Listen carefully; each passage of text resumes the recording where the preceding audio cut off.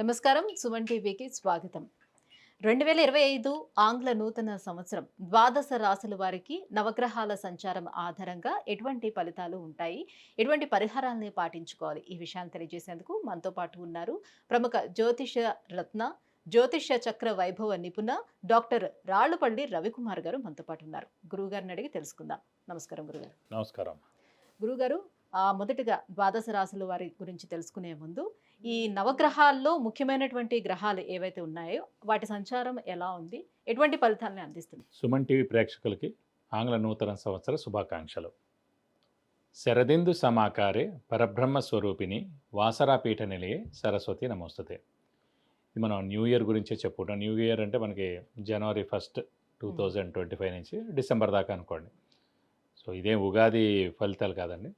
So ప్రేక్షకులు మీరు కూడా తెలుసుకోండి, ఎందుకంటే మనకి ఉగాది వచ్చేది ఇంకా చాలా టైం ఉంది, మనకి ఏప్రిల్ నుంచి అనుకోండి. సో ఉగాది ఫలితాలు మళ్ళీ మనం చెప్పుకుందాం. ఇందాక చాలామంది ప్రేక్షకుల కోరికపై న్యూ ఇయర్గా ఎలా ఉంటుంది ఈ ఏడాది అంతా అనేది చెప్పుకుందాం. మనకి మెయిన్ 4 గ్రహాలండి. ఒకటి గురువు, ఒకటి శని, ఒకటి రాహు, ఒకటి కేతు. మిగతా 5 కూడా గ్రహాలే. చంద్రుడు అనుకోండి ప్రతిరోజు ఒక నక్షత్రం నుంచి ఇంకో నక్షత్రం మారిపోతాడు. సో ప్రతిరోజు మనం చెప్పుకోలేం జాతకం అనేది. సో ఒక రోజు ప్రతిరోజు నడుస్తున్నందుకు ఈ చంద్రుడు మనం ప్రతిరోజు ఒక పాయింట్ ఏం చెప్పలేం, కొత్తగా పాయింట్ వెంటనే ఇప్పుడు జాబ్ వస్తుంది, వెంటనే పెళ్ళి అవుతుంది, సంతానం కలుగుతుంది, ఇవన్నీ ఒక రోజులో జరిగేవి కాదు. సో అలాగే మనం బుధుడు తీసుకున్న 20 రోజులకి ఒక రాశి నుంచి ఒక రాశి మారుతాడు. అలాగే శుక్రుడు తీసుకుంటే 20 రోజుల నుంచి ఇంకో రాశిలోకి మారుతాడు. కుజుడు తీసుకుంటే 45 రోజులు. అలాగే మనం ముఖ్యంగా శుక్రుడు తీసుకుంటే 20 రోజులు. సో రవి ఒక్కటి నెల రోజులు, కుజుడు 45 రోజులు. ఇవన్నిటితోటి మనం ప్రతి ఏడాదిలో కూడా వచ్చే మేజర్ మార్పులు చెప్పడం చాలా తక్కువ, కష్టం అనమాట. కష్టం ఇన్ ద సెన్స్ అక్యురేట్గా ఏమి ఉండదు. ఈ జస్ట్ ఈ 20 రోజులు నెలలకి మార్పు మళ్ళీ వెంటనే ఇది జరుగుతుంది, ఇది ఖచ్చితంగా జరుగుతుంది చెప్పడం కన్నా మెయిన్గా మటుకు గురువు, శని, రాహు, కేతు. గురువు సంవత్సర కాలంలో ఒక రాశి నుంచి ఇంకో రాశి మారుతాడు. శని 2.5 సంవత్సరాలకి ఒక రాశి నుంచి ఇంకో రాశిలోకి మారుతారు.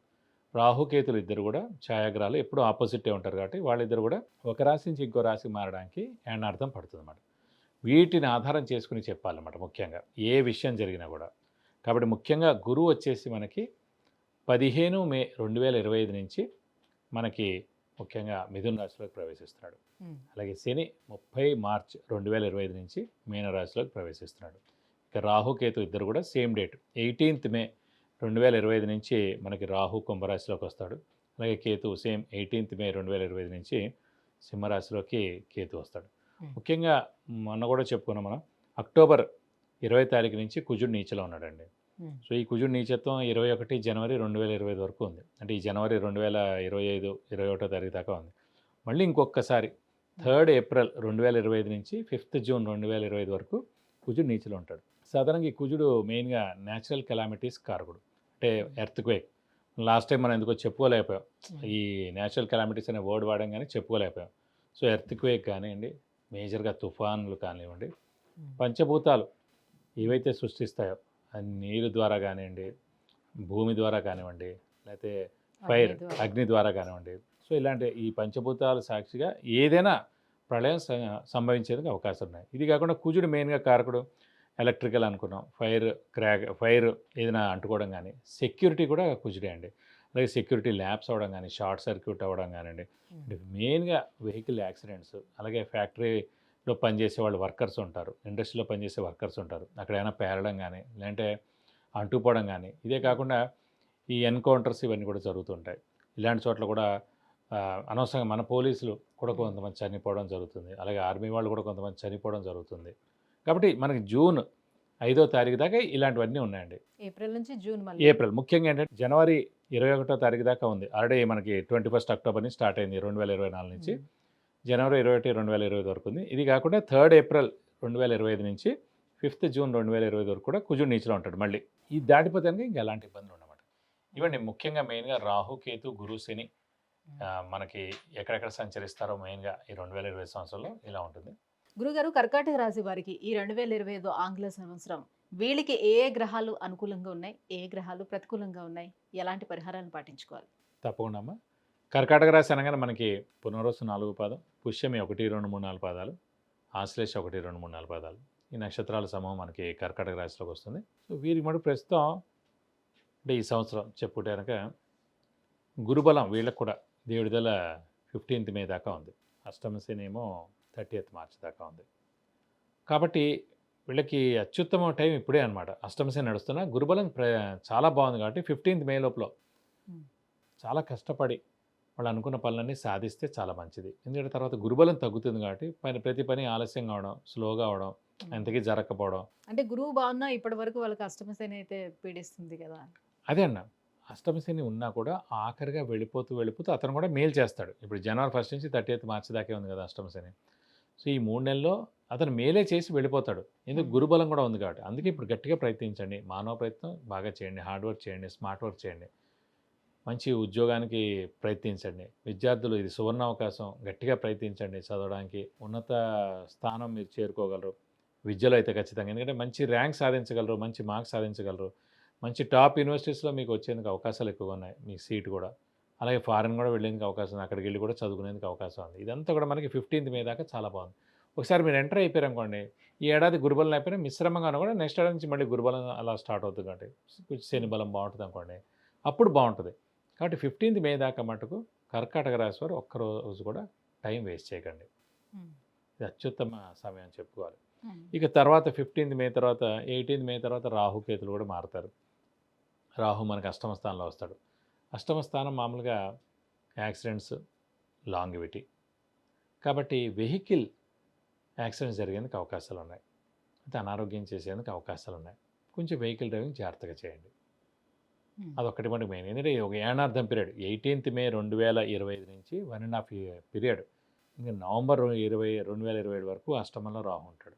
కుజుడు కూడా కర్కాటకంలోనే నీచంలో కుజుడు మాలుగా ఉన్నాడు. నీచలో ఉన్నాడు. ఇది కాకుండా కర్కాటక రాశికి యోగకారకుడు కుజుడయ్యాడు కాబట్టి ప్రస్తుతం 5/6/2025 వరకు కూడా నీచలో ఉంటాడు.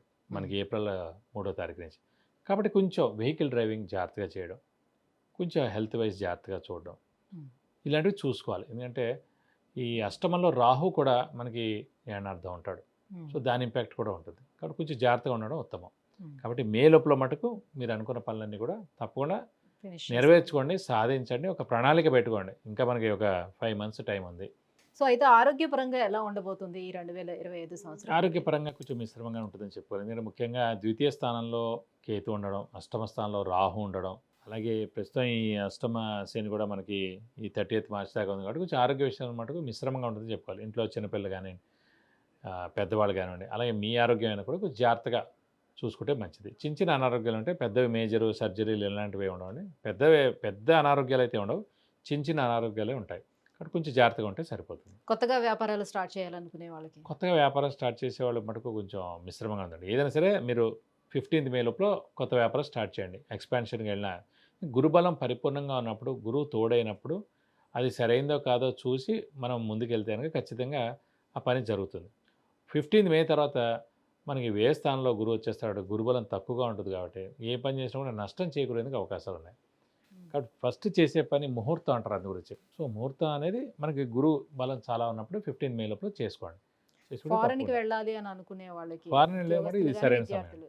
ఫారెన్ వెళ్ళే వాళ్ళకి అలాగే విద్యార్థులు ఉన్నత చదువు కోసం ఫారెన్ వెళ్ళినా కూడా, ఉద్యోగస్తులు ఫారెన్ వెళ్ళినా కూడా ఖచ్చితంగా ఇది సరైన సమయం. ఏడాది ఖచ్చితంగా వెళ్తారు. అంటే గురుబలం తగ్గుతుందని అంటున్నారు కాబట్టి అసలు పూర్తిగా ఉండదు అని అంటారా? స్వస్థానంలో 50% అండి. అసలు గురు బలం అనేది తగ్గడం అంటూ ఏముండదు. ఒక దైవత్వం అనేది ఉందనుకోండి, అతని బలం తగ్గడం ఉండదు. మన రాశుల నుంచి మనం పెంచుకోవడం ద్వారా ఒక 20%, 30% బలం తగ్గుతుందని అనుకోవాలి తప్ప మొత్తానికి జీరో అనేది ఉండదు. ఉమ్, సెకండ్ హౌస్ ఉందనుకోండి చాలా బాగున్నట్టు, 5th హౌస్ చాలా బాగున్నట్టు, 7th హౌస్ చాలా బాగున్నట్టు, 9th చాలా బాగున్నట్టు, 11th చాలా బాగున్నట్టు. మిగతా అన్ని కూడా 10, 10, 20, మిశ్రమంగా 30, ఉంటాయి. 30% ఉంటుంది అన్నమాట అది. ఉమ్. ఇంకా ఎలాంటి పరిహారాలను పాటించుకోవాలి వీళ్ళు? వీళ్ళు మటు ఖచ్చితంగా అంటే ప్రస్తుతం గురుబలం తక్కువగా ఉంటుంది. ఇలాగే రాహు కూడా వీక్గా ఉంటాడు కాబట్టి వీళ్ళు కూడా ప్రతి గురువారం ఉపవాసం ఉండడం, దత్తాత్రేయ స్వామిని ప్రతిరోజు అష్టోత్తరం చేసుకోవడం, అలాగే దీనికి రాహు కూడా ఉన్నాడు కాబట్టి అమ్మవారి అష్టోత్తరం రోజు దేవి ఖడ్గమాల అని ఉంటుందండి. ఆ ఖడ్గమాల అనేది ప్రతిరోజు చదువుకుంటే చాలా మంచిది. అలాగే సుబ్రహ్మణ్య స్వామి అష్టోత్తరం రోజు చదువుకుంటే చాలా మంచిది. వీలైతే కనుక రాహుకి 18,000 సార్లు జపం చేయించి మినపప్పు కేజీంపావు దానం ఇస్తే కనుక దోషం మొత్తం తొలగిపోతుంది. సో ఖచ్చితంగా కర్కాటక రాశి వారు రాహుకి జపం చేయించి దానం ఇస్తే చాలా మంచిది. విద్య, ఉద్యోగం, వివాహం, వ్యాపారం, విదేశీయానం, ఆరోగ్యం, ఐశ్వర్యం, గృహం వీటన్నిటి గురించి తెలుసుకోవాలంటే కింద స్క్రోల్ అవుతున్నటువంటి నెంబర్లకి కాల్ చేయడం లేదంటే మెసేజ్ చేసి గురువుగారి యొక్క అపాయింట్మెంట్ పొందొచ్చు. గురుగారు, ఈ 2025 ఆంగ్ల సంవత్సరం వీళ్ళకి ఏ రకంగా ఉండబోతుంది? ఎటువంటి పరిహారాలను పాటించుకోవాలి?